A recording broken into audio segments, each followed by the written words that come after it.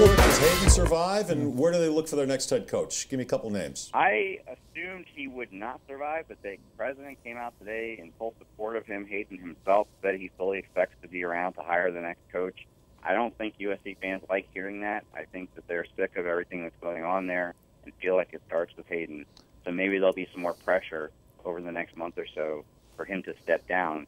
And I do think that affects the coaching search quite a bit. I think if he did step down and they got a new AD, look, this is a dream job for most people. This is USC, and not only that, this is not a rebuilding situation at all. He recruited very well. There are star players there.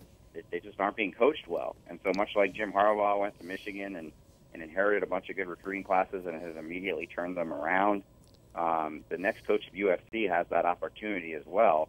I would just have more confidence that they were going to hire the right guy if it was a different AD, because Pat Hayden, to this point, he hired Sark, he hired Andy Enfield in basketball, who's been kind of a bust so far. Just don't have that much confidence he's going to nail this hire. Yeah, I totally agree with you, and it looks to me like USC needs to go outside the program. They keep trying to recreate Pete Carroll in their coaching hires, and there is no other Pete Carroll. He was a unique person, remains a unique coach. Do you have any names for those two jobs that we've just talked about in your mind that should be? I'll just throw a name at you that I believe, Kevin Sumlin. I think Kevin Sumlin would be the right kind of hire for USC. South Carolina, I'm not quite sure I have any idea of who they might pick in South Carolina. Yeah, and might Chip Kelly be in the mix too? Yeah, so I don't have a good read on South Carolina other than there's a guy out there in Mark D'Antonio who is a South Carolina alum. If you could convince him to come, that would be a home run hire. But beyond that, I don't think we have a good sense of that just yet.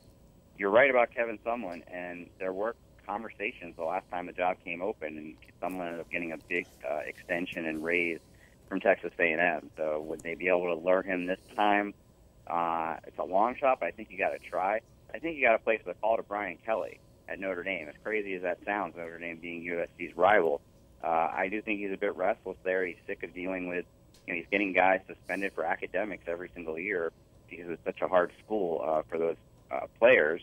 I don't think he likes being an independent. I just think there's a lot of things that bug him about that job. Now, maybe he's got his sights set on the NFL, but I think he'd be a very good fit there. I just think USC should aim high because, like I said, it's a great job. There's no reason, for instance, that they should have settled for Steve Sarkisian last time, who, like you said, his main qualification was that he'd worked for Pete Carroll. They can get a home run coach here. They can get their Urban Meyer or Nick Saban if they aim high enough. Stewart, really appreciate it. Been reading you on Twitter a whole lot, especially with what's gone down the last 24, 48 hours. Tell everybody your Twitter handle. Yeah, thank you. The Twitter handle is SL Mandell. Very